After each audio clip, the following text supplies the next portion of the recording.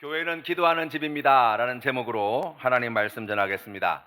우리가 오늘 살펴보는 마가복음 11장 말씀은 이제 마가복음에서 새로운 전환점이 되어지는 장이라고 이야기할 수 있습니다. 그러니까 1장부터 시작해서 10장까지는 예수님께서 복음을 전가하시고 여러 가지 사역을 행하신 기사가 기록되어 있다면 이제 11장부터는 본격적으로 고난당하시기 위하여 예루살렘에 입성하시고 이제 장차 여러 가지 말씀도 전하시지만 잡히시고 고난당하시고 십자가에 달려 죽으시고 부활 승리하신 그와 같은 기사가 이제 11장부터 시작해서 마지막 장까지 이제 채워지는 거예요. 그런데 예수님께서 우리의 구세주로서 그와 같은 귀한 사명을 감당할 때 이제 11장에서 이제 예수님께서는 나귀 새끼를 타고 예루살렘에 입성하시는 일로 이 고난 사역을 출발하십니다. 이 예수님께서 왜 하고 많은 그런 뭐 좋은 말들도 있고 뭐 좋은 짐승도 아니면 걸어서 가도 되고 뭐 사람들 이끌고 그냥 이렇게 제자들과 같이 뭐 손잡고 올라가도 되고 뭐 그런데 왜 나귀 새끼를 타셨나라고 보니까 성경 말씀 스가랴서 9장 9절 말씀을 응하게 하시기 위함이라는 거예요.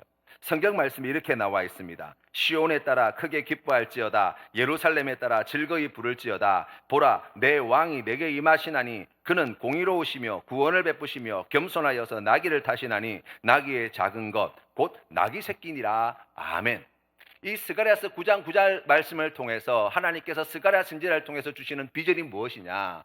이스라엘의 왕, 그러니까 남유다가 패망하게 되어지고 이 무너진 이 제국의 이 나라를 갖다가 하나님께서 다시 일으켜 세우실 새로운 왕을 보내실 텐데 그 왕이 오셔서 바로 나귀 새끼를 타고 예루살렘에 오르시는 그와 같은 환상을 보여주셨다는 거예요. 이것을 통해서 예수님이 누구신가라는 질문에 대하여 세 가지 중요한 사실을 우리가 알 수 있습니다. 첫 번째, 예수 그리스도는 왕이시라는 거예요. 두 번째, 예수 그리스도는 구체적으로 겸손의 왕이시라는 거예요. 세 번째는 예수 그리스도는 평화의 왕으로 오셨다는 거예요. 겸손의 왕이라고 하는 것은 우리가 오늘 성경 말씀 스가랴서 9장 9절 말씀에 나와 있는 대로 겸손하여서 나귀를 타시나니, 우리가 생각해 보면 싸움에 나아가고 자신의 힘과 권세를 자랑하기 위해서는 나귀 새끼는 그렇게 썩 좋은 짐승이 되지 못해요. 아름다운 백마나 아니면은 아주 살기등등한 그런 검은색 흑색 말과 같은 그런 흑마나 뭐 이런 말들을 타고 거기에 뭐 화려하게 장식을 내 가지고 군대를 이끌고 이렇게 예루살렘 성을 향해서 이렇게 올라가는 그러한 장면들이 얼마나 멋지고 얼마나 훌륭하게 보이겠어요.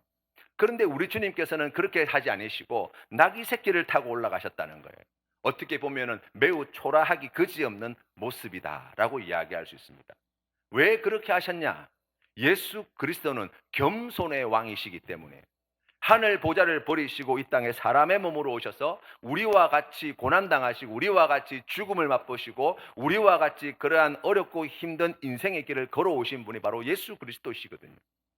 그만큼 겸손하신 분이시라는 거예요. 그것을 나타내어주는 바로 짐승이 나귀 새끼다라고 이야기할 수 있습니다. 두 번째로 이 나귀 새끼가 상징하는 바는 평화를 상징한다고 이야기할 수 있습니다. 왜냐하면 임금이 적들이 있고 적들과 싸우기 위하여 전쟁에 나아가기 위해서는 말이죠. 당연히 말을 타야 돼요. 그런데 나귀 새끼를 탔다는 것은 무엇입니까? 더 이상 그럴 필요가 없다는 거예요. 나라가 지금 평안하고 적들도 없고 그래서 백성들이 삶이 다 넉넉하고 그래서 근심 걱정이 없다는 것을 단적으로 드러내어주는 바로 그와 같은 짐승이 나귀 새끼예요. 그래서 이스라엘 왕들 가운데도 다윗과 같은 사람, 솔로몬과 같은 사람들이 이제 즉위식을 하거나 할 때 이 나귀 새끼를 타고 올라갔던 이유가 바로 지금 이 시대가, 이 시절이 얼마나 평화로운 시대인가를 자랑하기 위해서 그렇게 하는 거예요. 예수님께서 그렇게 예루살렘 성에 오르셨다는 거예요. 그러니까 우리의 왕이시요, 겸손의 왕이시요, 평화의 왕이신 예수 그리스도께서 이제 예루살렘으로 오르셨다라고 이야기합니다. 이사야서 53장 5절 말씀에 보시면 하나님께서 예수 그리스도에 대한 그러한 비전을 이사야를 통하여서 이렇게 전해줍니다. 그가 찔림은 우리의 허물 때문이요 그가 상함은 우리의 죄악 때문이라. 그가 징계를 받음으로 우리는 평화를 누리고 그가 채찍에 맞음으로 우리는 나음을 받았도다. 아멘. 어떻게 하나님께서 우리에게 평화를 주시는가? 어떻게 예수 그리스도께서 우리의 구원자가 되어주시는가? 라고 이야기할 때 이 53장 말씀이 우리에게 가르치는 바가 무엇입니까? 우리를 대신하여서 찔리시고 우리를 대신하여 우리 죄 때문에 상하시고, 우리 때문에 채찍당하시고, 그리고 우리 때문에 십자가에 달려 죽으심으로 우리에게 평화를 주신 우리의 구원자, 바로 그분이 예수 그리스도이시다 라고 말씀하고 있는 거예요. 그러니까 우리의 평화의 왕이신 예수 그리스도, 그 예수 그리스도께서 우리에게 평화를 주시기 위하여 이와 같이 고난 받으셔야 한다라고 성경은 말씀하고 있는 것입니다. 그래서 이사야서 52장 7절 말씀에 보시면 이렇게 말씀합니다. 좋은 소식을 전하며 평화를 공포하며 복된 소식을 가져오며 구원을 공포하며 시온을 향하여 이르기를 내 하나님이 통치하신다 하는 자의 산을 넘는 발이 어찌 그리 아름다운가. 생각해 보면 우리가 이 말씀을 복음을 들고 나아가서 선도하고 선교하는데 그 귀한 발걸음을 하나님께서 얼마나 귀하게 보시고 아름답게 보시는가라는 말씀으로 들을 수 있지만, 우리가 이 말씀을 예수 그리스도에게 적용해 본다면 이렇게 이야기할 수 있는 거예요. 우리에게 평화를 주시고 복된 소식을 가져다 주시고 우리에게 구원을 선포하시고 우리 하나님께서 이 모든 세상 만물을 통치하시고 다스리신다는 그 귀한 생명의 복음을 전하기 위하여 이 땅에 오신 예수 그리스도의 그 걸음걸음이 얼마나 아름다운가.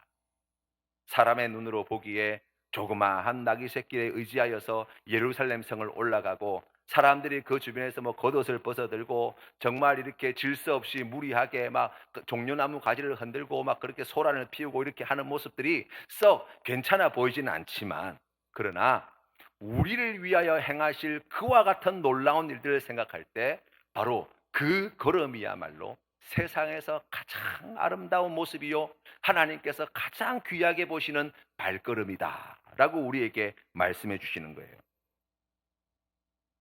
예수님께서는 성전에 오르시고 난 뒤에 베다니 마을로 내려가셨다가 다음 날 다시 성전으로 올라오셨습니다. 이때는 지금 이스라엘 백성들이 유월절을 거의 한 일주일 정도 앞두고 있는 시점이었어요. 이스라엘 백성들에게 유월절은 매우 중요한 절기였어요. 우리나라의 추석이나 설과 같은 그런 큰 명절이라고 이야기할 수 있습니다. 이 유월절을 준비하는데 무려 한 달 가까운 준비 기간이 필요한 거예요. 그때 당시에 세계 곳곳에서 순례객들이 예루살렘 성으로 모이기 때문에 그 사람들이 올 때 어려움이 없도록 하기 위해서 도로를 보수하고 다리도 새롭게 고치고 그러한 일들을 다 해나가는 거예요. 준비를 해놓는 거예요. 그리고 이스라엘 백성들은 사람이 죽으면 이 사람을 갖다가 땅에 그냥 묻거나 아니면 돌 같은 거 이렇게 파가지고 거기에 그 구멍을 만들어 가지고 거기에 사람을 집어넣거나 이렇게 하기 때문에 지금처럼 이렇게 시신이 제대로 정리가 안 되는 곳들이 굉장히 많았어요. 땅이 파헤쳐지고 뭐 이러다 보면은 땅에 묻혀있던 뼈들이 막 나오고 이런 일들이 많았었거든요. 그런데 그러한 시신이나 그러한 뼈에 이렇게 사람이 닿게 되면 부정한 자가 되는 거예요. 하나님께 예배를 못 드려요. 제사를 못 드려요. 그러니까 이 유월절을 준비하기 위해서 그 모든 무덤들, 땅에 묻어두었던 그 무덤들, 사람들이 막 그 평소에는 늘 오가지만 특별히 유월절과 같은 이 절기 기간에는 그 위에다가 그 표시를 해놔요. 회치를 해놓지요. 그래서 여기에 무덤이 있습니다. 하나님께 예배 드리기 위하여 오신 분들은 각별하게 조심하셔서 부정을 타지 않도록 그렇게 주의를 기울이십시오. 그런 일들을 다 했다는 거예요. 또 이스라엘 백성들이 하나님 앞에 나올 때 제물을 가지고 제사를 드리러 나오잖아요.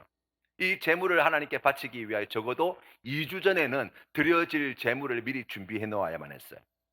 뿐만 아니라 이스라엘 백성들 가운데 이 순례객들 가운데 열심히 있는 사람들은 혹시 시간에 맞추어서 가다가 자기가 뭐 오다가 여러 가지 부정을 타거나 뭐 하나님께서 미워하시는 그러한 여러 가지 일들을 겪게 될 때 지금 정결규례, 그러니까 그러한 부정한 것을 갖다가 씻어낼 수 있는 시간이 부족할 수 있기 때문에 미리 예루살렘에 와 있는 사람들이 많았어요. 적어도 한 2주 전에는 말이죠. 그리고 혹시라도 내가 오는 중에 이 부정함을 아직 해결하지 못한 것이 있다면 이 레위기 율법 말씀에 나와 있는 그러한 정결규례, 그리고 장로들의 유전을 통해서 가르쳐주는 그러한 정결규례를 그 기간 동안에 철저히 해서 이 유월절에 하나님께 제사 드리러 나아갈 때 아무런 문제 없도록 그렇게 자기를 보살피는 그러한 시간으로 삼았다는 거예요. 그러면서 이렇게 분주하게 이스라엘이 막 시끌벅적하고 있을 그때 이제 환전상이 등장하는 거예요. 그러니까 생각해 보면 이스라엘 사람들만 제사를 드리는 것이 아니라 디아스포라 유대인들, 뭐 로마, 그리스, 뭐 알렉산드리아, 뭐 두로와 시돈 뭐 이런 지역에 나가 있던 그러한 이스라엘 백성들 가운데 순례객들이 많이 있었거든요. 이 사람들이 올 때 뭐 가지고 오겠어요? 소를 끌고 올 수 있는 것도 아니고 양을 끌고 올 수 있는 것도 아니니까 올 때 주로 자기들이 살고 있던 그 지역에 쓰고 있던 돈, 그 로마 제국에서 통용되어지는 그 돈을 가지고 이스라엘 땅으로 들어오는 거예요.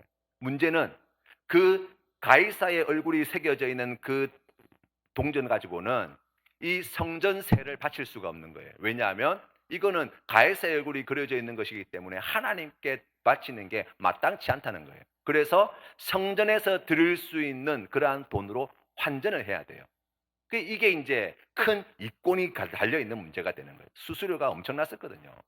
법적으로 뭐 우리나라가 지금 정해놓고 있는 그러한 달러를 갖다가 한국 돈으로 바꾸거나 한국 돈으로 달러를 살 때 이렇게 뭐 환율이 어느 정도다 이렇게 정해진 것이 아니기 때문에 이 대제사장을 비롯한 종교 권력자들과 이 환전하는 환정상들 사이에 모종의 커넥션, 그리고 거기에서 여러 가지 이권들이 달리게 되어지고, 그러면서 그 사이에서 이제 종교 지도자들이, 종교 권력가들이 많은 이권을 갖다가 취하게 되는 그러한 일들이 벌어지게 된 거예요. 그러니까 이게 이스라엘 곳곳에 수많은 사람들이 지금 순례객으로 오니까 그 사람들을 갖다가 다 상대하기 위한 환정상들의 숫자가 결코 적지 않았어요. 뿐만 아니라 이제 이스라엘 백성들이 하나님께 제물을 바쳐야 되는데, 율법 말씀에 의하면 제물이 되어지는 조건이 무엇입니까? 흠이 없는 것이어야 되거든요.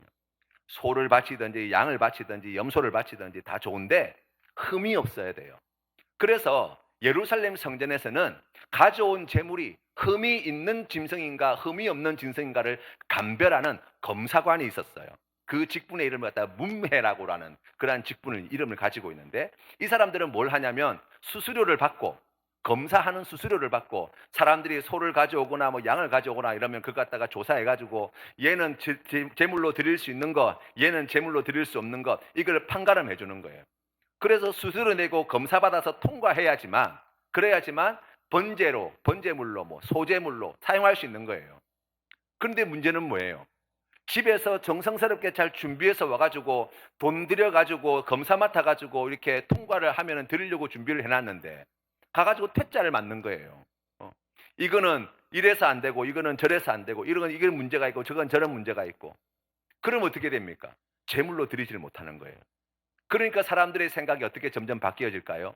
아, 내가 집에서 정성스럽게 준비한 이 제물이 아니라 차라리 그냥 돈 들고 가가지고 이 검사관들이 미리 요거는 제물로 드려도 되는 것이라고 이렇게 미리 허가를 받은, 검사 결과 수수료를 내고 다 검사를 받은 그러한 짐승들을 갖다가 파는 상인들을 통해서 거기에서 제물을 사가지고, 그래서 이 제사 드리는 게 그냥 일반화가 되어지고 있는 거예요.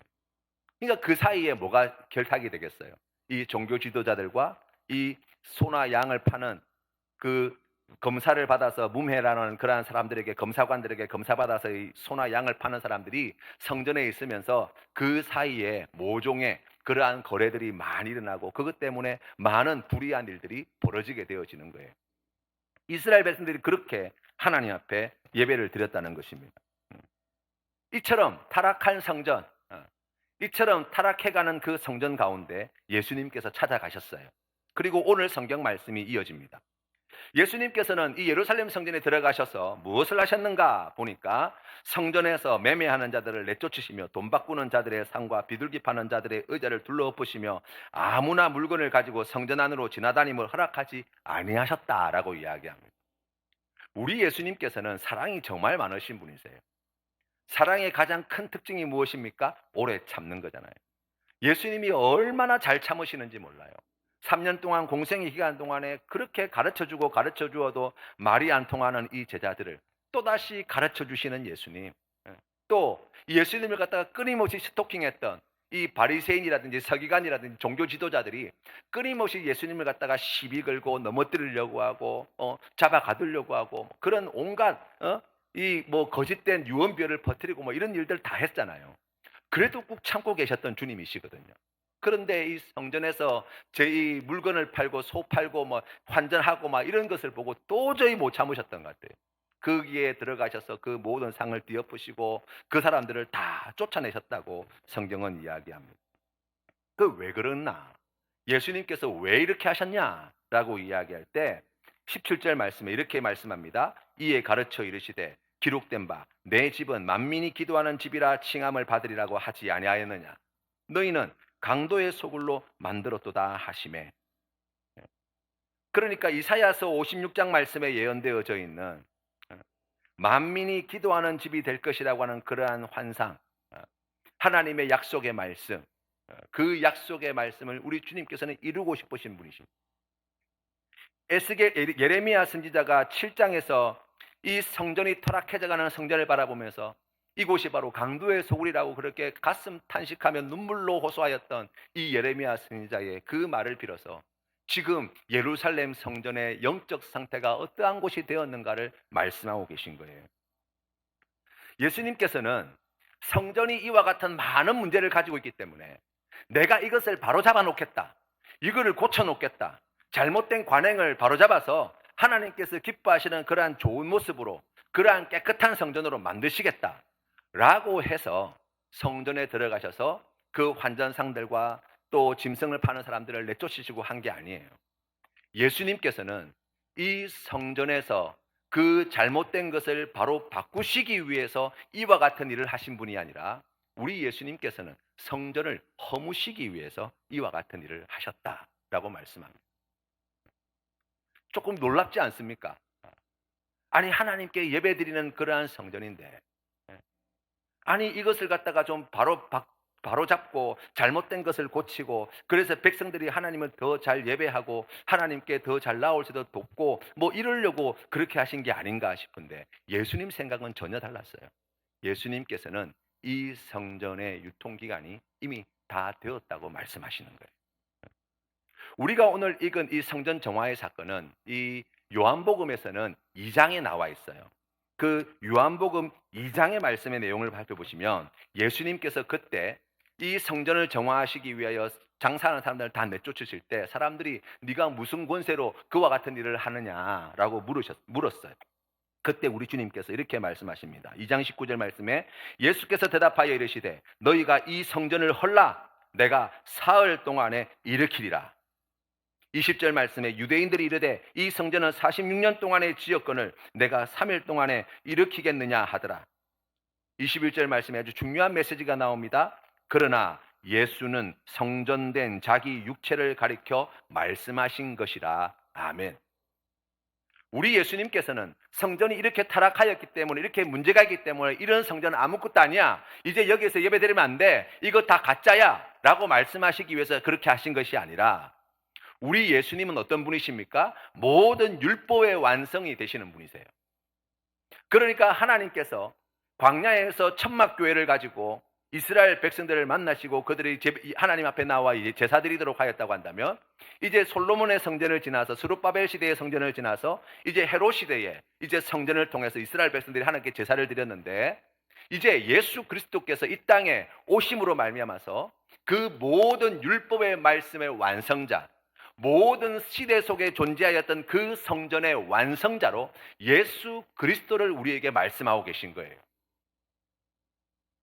그래서 우리 주님께서 이제 이 헤롯 시대까지 드려졌던 이 성전의 유통기간이 이제 끝났고 바로 예수 그리스도 자신이 우리의 영원한 성전이 되어 주신다고 말씀하시는 것입니다.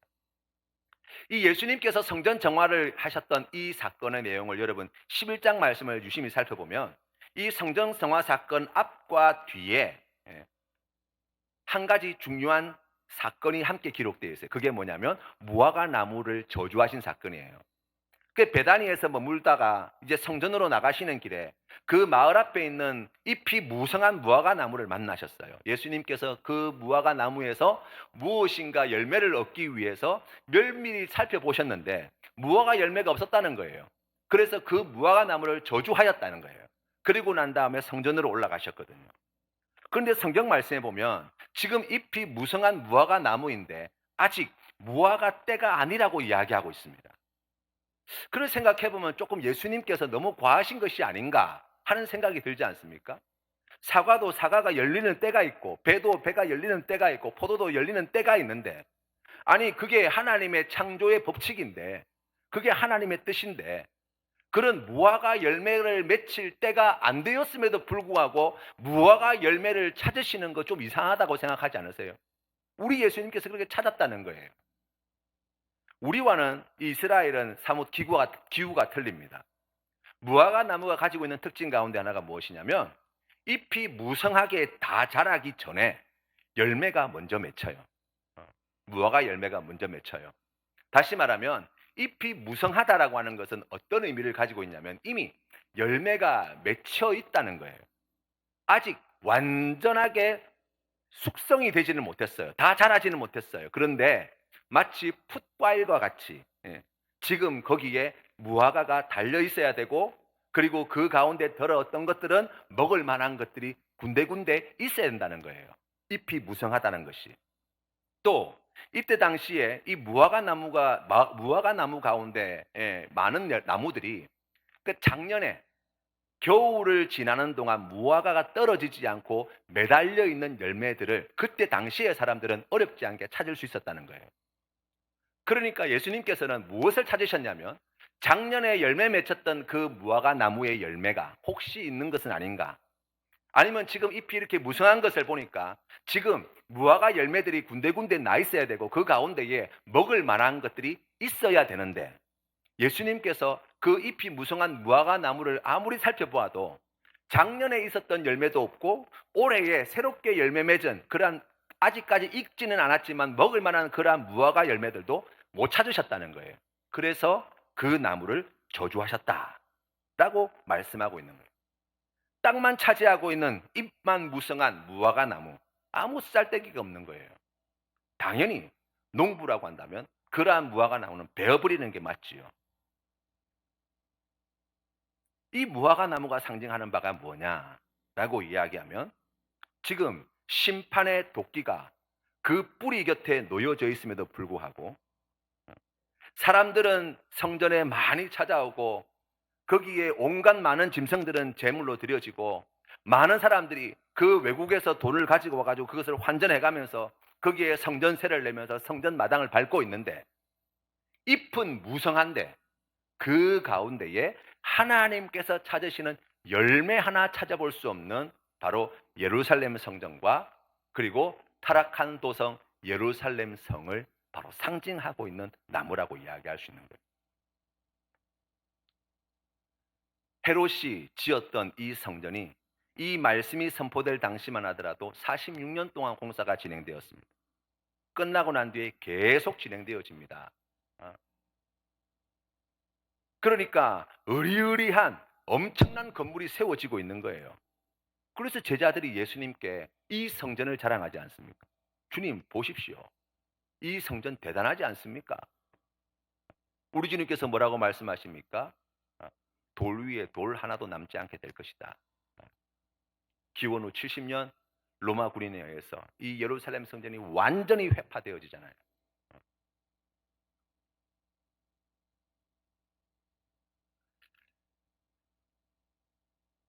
성전을 정화하시고 난 뒤에 다음 날 다시 베다니 마을에서 나오실 때 보니까 어제 예수님께서 저주하신 그 무화과 나무가 말라 죽어 있는 것을 베드로가 봅니다. 그러면서 주님께 그렇게 이야기합니다. 주님, 어제 저주하신 저 무화과 나무가 진짜 말라 죽었습니다. 그 이야기를 듣고 예수님께서 22절부터 시작해서 말씀을 주시는데, 말씀의 내용을 여러분 잘 들어보십시오. 예수께서 그들에게 대답하여 이르시되 하나님을 믿으라. 내가 진실로 너희에게 이르노니 누구든지 이 산을 들어 들리어 바다에 던져지라 하며 그 말하는 것이 이루어질 줄 믿고 마음에 의심하지 아니하면 그대로 되리라. 그러므로 내가 너희에게 말하노니 무엇이든지 기도하고 구하는 것은 받은 줄로 믿으라. 그리하면 너희에게 그대로 되리라. 서서 기도할 때에 아무에게나 혐의가 있거든 용서하라. 그리하여야 하늘에 계신 너희 아버지께서도 너희 허물을 사하여 주시리라 하시니라. 아멘. 지금 무화과 나무가 말라 죽었습니다. 그런데 예수님께서는 이 말라 죽었다는 이야기를 듣자마자 주신 대답이 무엇입니까? 하나님을 믿으라는 거예요. 이게 무슨 말인가? 말씀을 계속 들어보니까 우리가 믿음으로 기도하게 되면 산을 들어서 여기에서 들어서 바다에 빠뜨리려 해도 그러한 일들이 이루어진다는 거예요. 아니 그러면 믿는 사람들, 하나님 믿는 사람들은 기도하면 저렇게 열매를 맺지 않는 무화과 나무를 향해서 혹은 열매를 맺지 않는 그런 나무들을 향해서 저주하거나 그러면 그런 나무들이 정말 기적과 같이 하루아침에 다 말라 죽는 그러한 일들이 벌어진다는 이야기인가? 우리가 그렇게 말씀을 들을 수 있잖아요. 그런데 이 말씀의 의미는 그런 뜻으로 주신 말씀이 아니에요. 하나님을 믿는다라고 할 때 우리가 무엇을 믿어야 하느냐는 거예요. 하나님께서 그의 독생자 예수 그리스도를 이 땅에 보내셨다는 사실을 믿어야 합니다. 우리 예수 그리스도께서 이 땅에 겸손의 왕으로 평화의 왕으로 오셨다는 것을 믿어야 돼요. 우리 예수 그리스도를 통해서 하나님께서는 우리를 구원하시는 놀라운 일들을 이루실 것을 믿어야 합니다. 예수 그리스도께서 마침내 이 죄악이 만연해 있는 타락해가는 이 땅 가운데 하나님의 평화를 완성해내실 분이라는 사실을 믿어야 되는 거예요.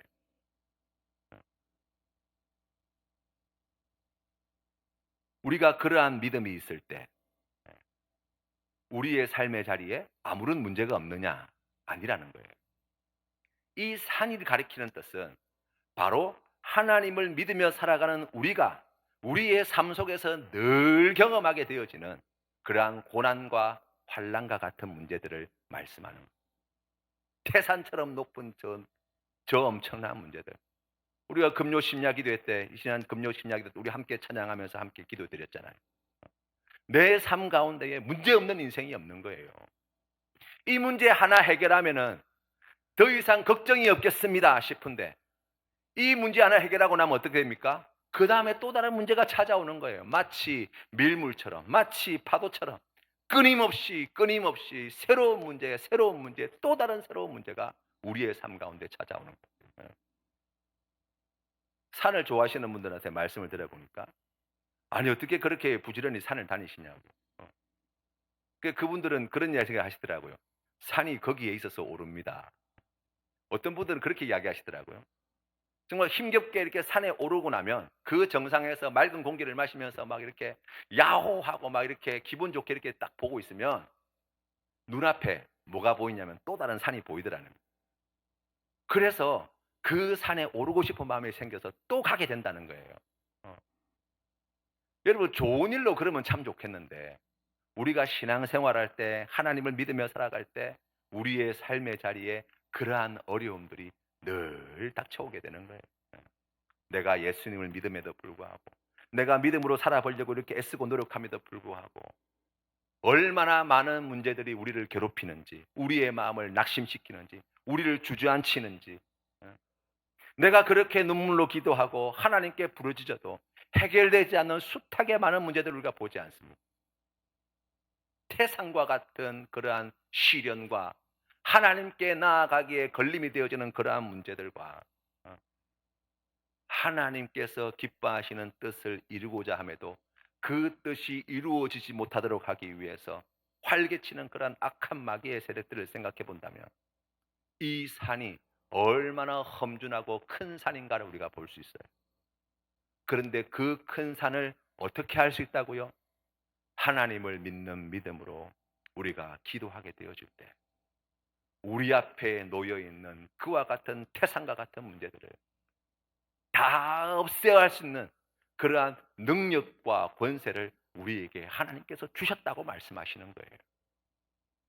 여러분 그래서 우리가 기도하는 것입니다. 그래서 우리가 기도하는 거예요.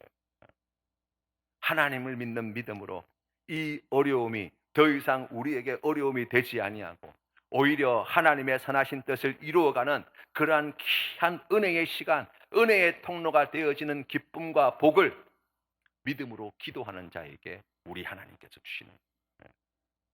저 사람만 없으면 내 인생이 펼 텐데 이런 일만 없으면 내 인생에 아무런 염려가 없을 텐데 하나님께 우리가 믿음으로 기도하게 되어질 때 하나님께서 우리에게 들려주시는 그 음성이 무엇입니까?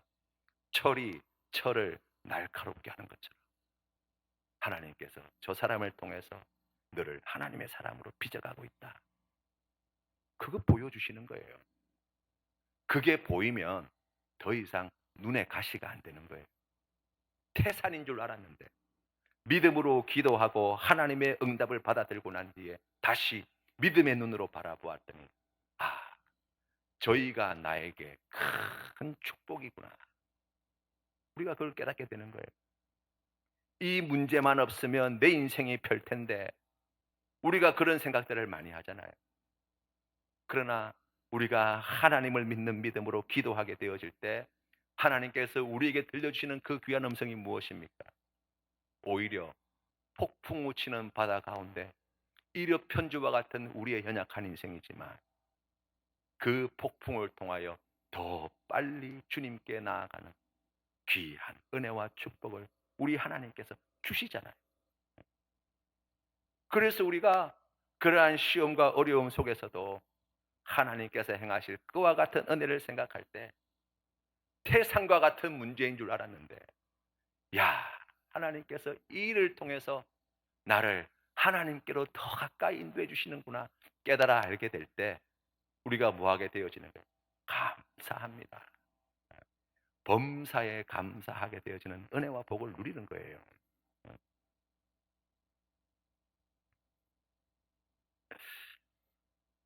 하나님과의 관계 속에서 예수님은 우리의 기도로 표현되어지는 이 믿음이 반드시 있어야 한다고 말씀하십니다. 그런데 그게 다가 아니에요. 오늘 성경 말씀 25절 말씀에 보시면 서서 기도할 때에 아무에게나 혐의가 있거든 용서하라는 것입니다.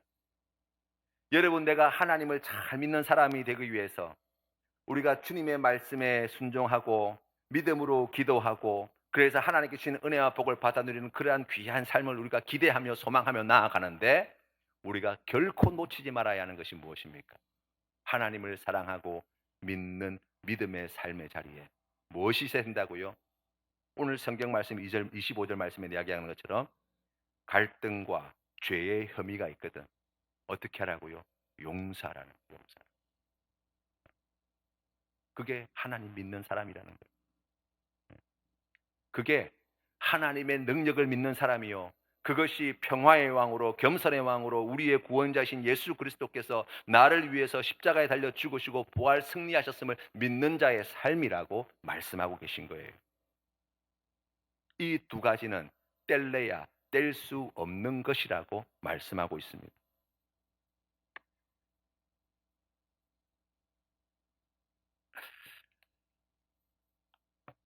계시록 21장 22절 말씀에 보시면 하나님께서 우리에게 이와 같은 음성을 들려주십니다. 성 안에서 내가 성전을 보지 못하였으니 이는 주 하나님 곧 전능하신 이와 및 어린 양이 그 성전이심이라.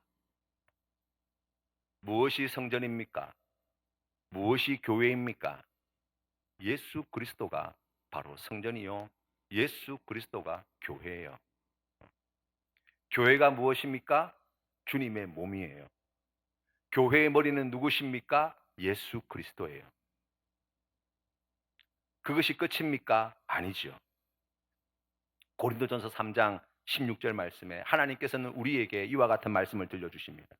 너희는 너희가 하나님의 성전인 것과 하나님의 성령이 너희 안에 계시는 것을 알지 못하느냐? 누구든지 하나님의 성전을 더럽히면 하나님이 그 사람을 멸시하시리라.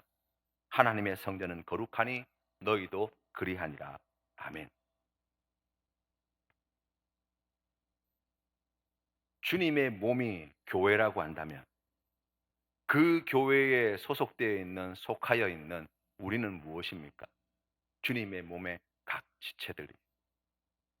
예수 그리스도가 교회요, 예수 그리스도가 성전임과 동시에 예수 그리스도를 구주로 영접한, 하나님을 믿는, 그리고 그 귀한 믿음으로 하나님께 기도하며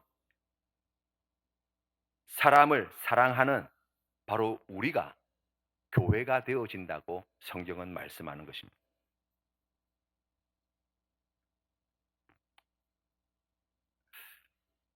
고린도후서 6장 16절 말씀에 하나님께서는 우리에게 이렇게 말씀합니다. 하나님의 성전과 우상이 어찌 일치가 되리요? 우리는 살아계신 하나님의 성전이라. 이와 같이 하나님께서 이르시되 내가 그들 가운데 거하며 두루 행하여 나는 그들의 하나님이 되고 그들은 나의 백성이 되리라. 아멘. 센텀 장로교회는 어디에 있습니까? 무엇이 센텀 장로교회라고 이야기할 수 있습니까? 이 건물이 아니지요. 예수 그리스도가 곧 센텀 장로교회요. 예수 그리스도를 구주로 고백하는 우리 각 사람이 바로 센텀 장로교회임을 명심하시기를 바랍니다. 하나님께서는 우리를 하나님께서 기뻐하시는 거룩한 교회로 세워 나아갈 때 우리가 있는 그곳에서 예수 그리스도의 향기가, 예수 그리스도가 온전히 드러나기를 원하시고, 이를 위하여 우리에게 믿음을 주시고, 이를 위하여 우리에게 기도를 요구하시고, 이를 위하여 우리의 기도에 응답하여 주시며, 이를 위하여 내 형제를 내 몸과 같이 사랑하라고 말씀하시는 거예요. 기도의 목적이 무엇입니까? 소원 성취가 아니에요. 내가 원하는 것을 받아내는 것이 아닙니다. 기도의 목적은 다름이 아니라 하나님과 하나가 되어지는 거예요. 하나님의 생각이 나의 생각이 되기 위해서 기도하는 거예요. 하나님의 마음이 나의 마음이 되기 위해서 기도하는 것입니다. 하나님의 뜻이 나의 뜻이 되기 위해서 기도하는 거예요. 기도는 하나님과의 연합을 위해서 하는 것입니다. 하나님이 하나님의 나라와 의를 위하여 선한 일들을 행하실 때 우리가 하나님과 연합되어서 그 귀한 일에 헌신되기 위하여 우리가 기도하는 거예요. 그때 하나님께서 행하시는 놀라운 일들이 그 크신 능력 가운데 열매 맺게 되어지는 것입니다. 에베소서 2장 21절 말씀에 하나님은 우리에게 이와 같은 말씀을 주십니다. 그의 안에서 건물마다 서로 연결하여 주 안에서 성전이 되어가고. 아멘. 하나님은 우리를 하나님을 거룩하게 예배하는 성전으로 지어가고 계신다 말씀하십니다. 여러분, 그렇다고 한다면 우리가 오늘 주신 성경 말씀의 내용을 다시 한번 생각해 보십시오. 우리 예수님께서 그 성전을 강도의 소굴이라 책망하시면서 바로 성전은, 바로 교회는 만민이 기도하는 집이다 말씀하신 그 깊으신 뜻을 우리가 다시 한번 마음에 새기십시오.